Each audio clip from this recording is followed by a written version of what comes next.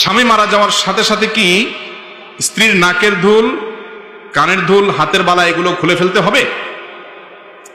নবী করিম সাল্লাল্লাহু আলাইহি ওয়াসাল্লাম ইবনে হাদিস থেকে আমরা জানতে পারি, কোরআন কারীমের আয়াত থেকে আমরা জানতে পারি, একজন স্ত্রী তার স্বামীর মৃত্যুর পর 4 মাস 10 দিন পর্যন্ত তিনি ইদ্যত পালন করবেন, শোক পালন করবেন। কয়দিন? 4 মাস 10 দিন। এই সময়টাতে তিনি প্রথমত বিবাহ শাদী করবেন না, কারোর সাথে বিবাহ শাদীতে বসবেন না। আর যদি তার গর্ভে কোনো সন্তান থাকে তাহলে সেক্ষেত্রে সন্তান প্রসব হওয়া পর্যন্ত বিধান চলবে, 4 মাস 10 দিন না। আর এই ইদ্যত পালনের সময়ে 4 মাস 10 দিন অথবা গর্ভ খালাস হওয়া পর্যন্ত, এই সময়টাতে ইদ্যতকালীন সময়ে তার জন্য বিধান আছে, সেগুলো প্রযোজ্য। বিশেষ করে 4 মাস 10 দিন ইদ্যত পালনকালীন সময়ে যেই ঘরে থাকা অবস্থায় স্বামী মৃত্যুবরণ করেছেন ওই ঘরে, ওই বাইরে, আঙ্গিনার বাইরে প্রয়োজন ছাড়া যাবেন না। সাজগোজ অতিরিক্ত করবেন না। সাধারণভাবে যে পোশাক আশাক পরেন সেগুলো পরবেন, কোনো অসুবিধা নেই। অনেকে মনে করে সাদা পোশাক পরে থাকতে হবে, না, এমন কোনো কথা নেই। সাধারণ পোশাক আশাক তিনি যেগুলো বাসা বাড়িতে পরেন ওগুলো পরে থাকবেন।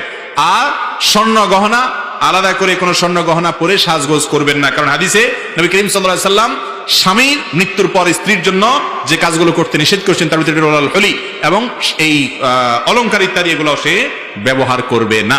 অনেক ওলামা ইকরাম অবশ্য বলেছেন নাকে যেগুলো আগে থেকে আছে, ছোটখাটো শরীরে যেগুলো আগে থেকে আছে সেগুলো থাকতে পারে, নতুন করে কোনো গহনা ইত্যাদি পরবে না। কিন্তু অন্যান্য ওলামা ইকরাম হাদিসে সাধারণভাবে অলংকার না পরার ব্যাপারে নবী করিম সাল্লাল্লাহু আলাইহি ওয়াসাল্লাম নির্দেশ করেছেন, সেই কারণে বলেছেন যে অলংকার, হাতের বালাটা এগুলো খুলে রাখবে এবং শোক পালন শেষ হলে তারপর তিনি পরবেন।